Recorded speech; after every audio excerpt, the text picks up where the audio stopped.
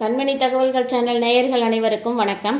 சின்னத்திரை பெரிய திரை என்று இன்றும் மாறி மாறி பயணம் செய்து கொண்டிருக்கிறார் என்னுடைய குருநாதர் அமிதாப் பச்சன் சார். ஃபிலிம் இன்ஸ்டிடியூட்டில் சேர்ந்தேன். படிக்கும்போதே இயக்குனர் கே. விஸ்வநாதன் சாரை பார்க்க சொன்னாங்க. நானும் அவரை சந்தித்தேன். ஆனால் அப்போ எனக்கு வாய்ப்பில்லை. பிறகு 4 ஆண்டுகள் கழித்து தான் வாய்ப்புகள் கிடைத்தது. அவரின் சுபலேகா படத்தில் தான் அறிமுகமானேன். அப்பொழுது சுதாகர் இருந்ததால் நான் சுபலேகா சுதாகர் ஆனேன். இவரின் திரைப்பயணத்தின் மிகப்பெரிய வெற்றி தொடராக அமைந்தது என்னவோ சித்தி தொடர்தான். தொடர்ந்து படங்களிலும் நடித்து வருகிறார். என் சினிமா பயணம் மிக மிக சுலபம். எனது ஊர் விசாகப்பட்டினம். 18 வயதில் சினிமாவில் நடிப்பதற்கான விருப்பத்தை அப்பாவிடம் கூறினேன்.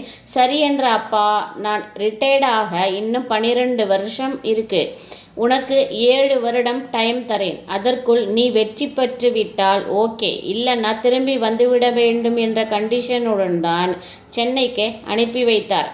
எப்படியோ ஜெயிச்சிட்டேன். அப்பா, அம்மா, எனது குருநாதர் அமிதாப் பச்சனின் ஆசீர்வாதம் எனக்கு மிக பெரிய அளவில் இருந்ததால் நான் சினிமாவிற்குள் வந்துவிட்டேன். 40 வருடத்திற்கு மேல் ஆகிவிட்டது. 1982 ஆரம்பித்த பயணம் தொய்வில்லாமல் நிதானமாக போய்கொண்டிருக்கு என்றவர் இவர் பாடகர் எஸ்.பி. பாலசுப்ரமணியம் அவர்களின் நெருங்கிய உறவினர். எப்படி என்றால், எஸ்பிபி அவர்களின் தங்கை பாடகியான எஸ்.பி. சைலஜாவின் கணவர் சுபலேகா சுதாகர் அவர்கள். எஸ்பிபி அவர்களின் மைத்துனர் இந்த சுபலேகா சுதாகர் அவர்கள்.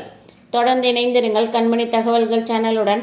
லைக் செய்யுங்கள், ஷேர் செய்யுங்கள், கமெண்ட் செய்யுங்கள், சப்ஸ்கிரைப் செய்யுங்கள். மீண்டும் வேறு ஒரு நல்ல பதிவுடன். நன்றி, வணக்கம்.